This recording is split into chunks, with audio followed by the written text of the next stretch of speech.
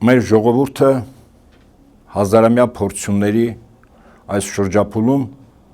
դիմագրավում է շատ հզոր ուժերի, որոնց նպատակն է մեր ինքնության չգոյությունը, մեր պետականության ոչնչացումը։ Ես դիմում եմ մեր եկեղեցու նվիրյալ եւ հավատավոր զավակներին, իմ ընկերներին, իմ քույրերին եւ եղբայրներին,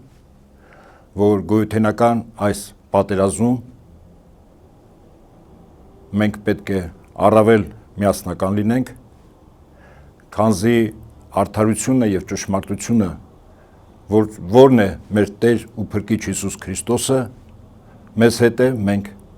իր հետ։ Չերկնչել, չվախենալ, չնահանջել։ Մեկ Աստծով ավելի զորավոր է, քան աշխարհը։